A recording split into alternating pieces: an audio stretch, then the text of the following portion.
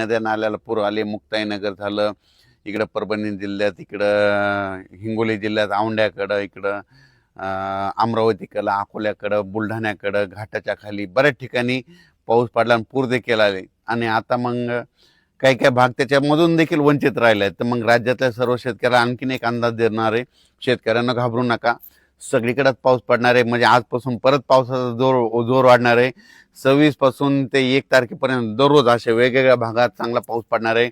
आज देखील पूर्व विदर्भ, पश्चिमी विदर्भ, मराठवाडा, उत्तर महाराष्ट्र, कोकणपट्टी, खानदेश, घाटमाता, त्याच्यानंतर पश्चिम महाराष्ट्रामध्ये सगळीकडं वेगवेगळ्या भागात असं पुणे जिल्हा, घाटमाता, कोल्हापूर जिल्हा तिकडे देखील आता परत पूर काय वाढणार नाही. म्हणून त्यांच्यासाठी देखील आनंदाची बातमी. हे जे लो प्रेशर होतं, हे लो प्रेशर गुजरातकडे जाणार आहे. गुजरातमधून काय होणार आहे, इंदोर मध्य प्रदेशकडे जाणार आहे. मध्य प्रदेशकडून काय होणार आहे, उत्तर प्रदेशकडे जाणार आहे. उत्तर प्रदेशकडून इकडं नेपाळ ह्या तिकडं जाईल आणि तिकडं स्थिरावं. पण त्याला स्थिरावायला आणखीन 4 दिवस लागतात. मग जवळपास म्हणजे 12 तारखेपर्यंत जोपर्यंत ते शांत होत नाही तोपर्यंत आपल्या इकडे महाराष्ट्रामध्ये जवळपास 12 तारखेपर्यंत, आता उद्यापासून म्हणजे आजपासून चांगलं वारं सुरुवात होईल. आणि ते शांत होऊस तर परत पुन्हा काही आता एखादी प्रणाली तयार होत नाही, म्हणून हे अंदाज लक्षात द्यायचा. म्हणजे आता राज्यात मात्र उद्या 11 तारखेपासून सगळीकडं चांगलं हवामान कोरडं राहणार आहे, म्हणून हे अंदाज लक्षात द्यायचा. फक्त 15, 16, 17च्या दरम्यान परत एकदा पावसाळी वातावरण तयार होईल. पण तो इतका पाऊस असा जोराचा पडणार नाही, फक्त तुरळक भागातच म्हणजे विखुरलेल्या स्वरूपाचा ते असणार आहे, म्हणून हे अंदाज लक्षात द्यायचा. चांगल्या पावसासाठी जुलैच्या शेवटच्या आठवड्यापर्यंत वाट पाहावी लागणार आहे, म्हणून हे अंदाज देखील सर्व शेतकऱ्यांनी लक्षात घ्यावा. सोशल मीडियातून काय व्हायला थोड्या अफवा पसरत आहेत की परत आता पाऊस येणार नाही. शेतकऱ्यांना घाबरू नका, पाऊस येणार आहे. जुलैच्या शेवटच्या आठवड्यात देखील असाच एकदम आता जसा पाऊस आला ते चांगला पाऊस येणार आहे. पण तुम्हाला एक सांगू इच्छितो, 15, 16, 17च्या दरम्यान देखील थोडाफार पाऊस असणार आहे. म्हणून शेतकऱ्यांनी तुम्ही काय करा, आपण आपले शेतीचे कामे करून घ्या, तणनाशक मारून घ्या, कीटकनाशक मारून घ्या.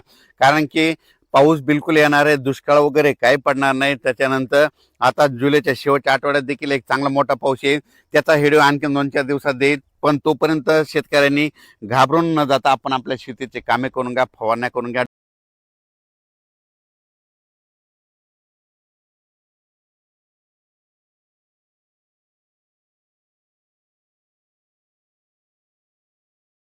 तिथं मेकर तालुक्यामध्ये मादणी या गावामध्ये आम्ही त्या सरड्या बघितल्या. आणि त्याच्यानंतर काल एक पोस्ट फिरत आहे की जांभळीच्या झाडाला खूप जांभळं लागले, की त्यावर्षी पाऊस म्हणजे ज्या वर्षी जांभळीच्या झाडाला खूप पाऊस लागले त्या वर्षी पाऊस काय होतो, सरासरी इतका पडतो, पण परतीचा पाऊस त्या वर्षी जास्त होतो. म्हणून हे जांभळीच्या झाडाचे संकेत आहेत. म्हणून हे ते एक देखील शेतकऱ्याला सांगू इच्छितो. म्हणजे जांभळीला जांभळं खूप लागले की त्यावर्षी परतीचा पाऊस जास्त पडतो, सरासरी इतका पडतो, पण पिकं चांगले होतात, मालामाल शेतकरी होतो.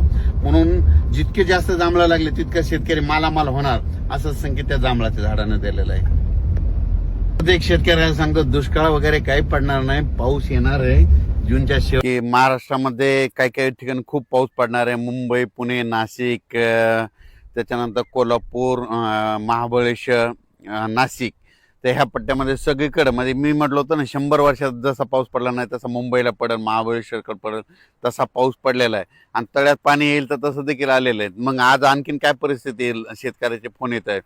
तर आज देखील 8 जुलैला देखील काय होणार आहे की पुणे जिल्हा, 2 जिल्हा, बारामती, त्याच्यानंतर इकडं अहिल्यानगर, संगमनेर, अकोले, संगमनेरमधले अकोले, शिर्डी, राहता, कोपरगाव, वैजापूर, गंगापूर, त्याच्यानंतर इकडं संभाजीनगर, जळगाव जिल्हा, धुळे जिल्हा, आज नंदुरबार जिल्हा देखील पाऊस जाणार आहे. नंदुरबार जिल्हा, त्याच्यानंतर नाशिककडं आज देखील दुपारपर्यंत पावसाचा जोर राहणारच आहे. त्याच्यानंतर पुन्हा परत ते काय होईल, रात्रीपासून पाऊस चालू आहे, त्याच्यानंतर फ्लो देखील येणार आहे. म्हणजे ह्या भागात आज जोराचा पाऊस पडणार आहे, म्हणून आज लक्षात यायचा. उद्यापासून थोडा पावसाचा जोर कमी होणार आहे आणि 10 तारखेला चांगलं सूर्यदर्शन होईल.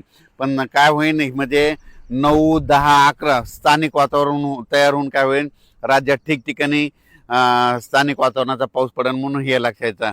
11 तारखेच्या नंतर चांगलं पुणे, नाशिक, मुंबई, त्याच्यानंतर कोल्हापूर ह्या पट्ट्यामधलं काय होईल, तिकडलं वातावरण एकदम निवळून जाईल, क्लिअर होईल, मग चांगलं सूर्यदर्शन घडण म्हणून हे अंदाज लक्षात यायचा.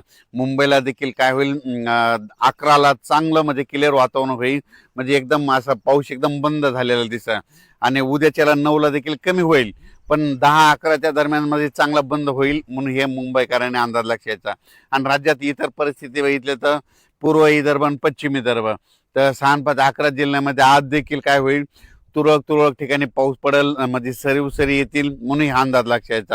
फक्त काय झालं, महाराष्ट्रामध्ये लातूर जिल्हा, धाराशिव जिल्हा, सोलापूर जिल्हा ह्या आणि बीड जिल्ह्याचा इकडला पश्चिम आपला दक्षिणचा भाग, ह्या भागामध्ये काही भागामध्ये पाऊस पडलेला नाही.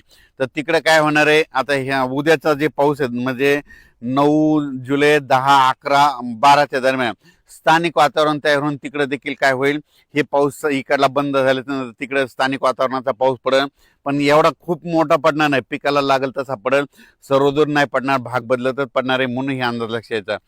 पुन्हा नंतर राज्यामध्ये काय होणार आहे, आपलं जुलैच्या शेवटच्या आठवड्यात परत एकदा असाच पुन्हा एकदा पाऊस येणार आहे म्हणून हे लक्षात.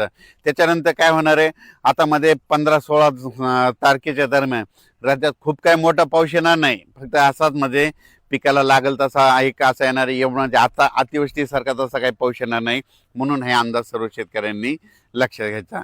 तर राज्यात मी म्हटलं होतं ना, निळवंडे धरण, भंडारा धरण, जे भंडारा धरण जे आहे ते 11 TMCच आहे, तर ते जवळपास आता 50% भरलंय, त्याच्यात जवळपास 6 TMC पाणी आलंय, तर आणखीन 3 TMC पाणी आज त्या पावसामध्ये येणार आहे तिथं. मग आज आल्याच्या नंतर हे भंडारा धरण 75% झाल्याच्यानंतर मराठवाडा, उत्तर महाराष्ट्र, कोकणपट्टी, खानदेश, घाटमाता, त्याच्यानंतर पश्चिम महाराष्ट्रामध्ये सगळीकडं वेगवेगळ्या भागात असा दुपारनंतर बऱ्याच ठिकाणी पाऊस देखील सुरुवात होणार आहे. सर्वदूर एकदाच येणार नाही, पण भाग बदलत सुरुवात होणार आहे म्हणून हे अंदाज लक्षात यायचा. असाच पाऊस काय होणार आहे, म्हणजे 26, 27, 30, 31, 30 तारखेपर्यंत चांगला वेगवेगळ्या भागात पडणार आहे म्हणून हा अंदाज लक्षात यायचा. पण सर्वप्रथम आणखीन जुलैच्या पहिल्या आठवड्यात मात्र सगळ्यांसाठी एक सूचना, मुंबईकर, पुणे आणि उत्तर महाराष्ट्रातल्या शेतकऱ्याला सांगू इच्छितो की 2 जुलै ते 8 जुलैच्या दरम्यान मुंबईकडं मग काही ठिकाणी अतिवृष्टी होईल, म्हणजे इतका पाऊस पडेल की आतापर्यंत मुंबईला इतका पाऊस कधीच नाही, असा पाऊस येणार आहे म्हणून मुंबई, पुणे, उत्तर महाराष्ट्रातल्या शेतकरी हा अंदाज लक्षात घ्यायचा.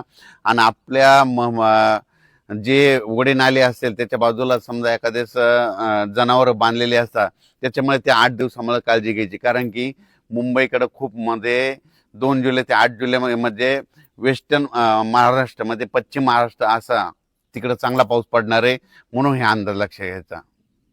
तर तो पाऊस तुम्हाला मुंबईकरांना सांगू इच्छितो की जुलैच्या पहिल्या आठवड्यात मुंबई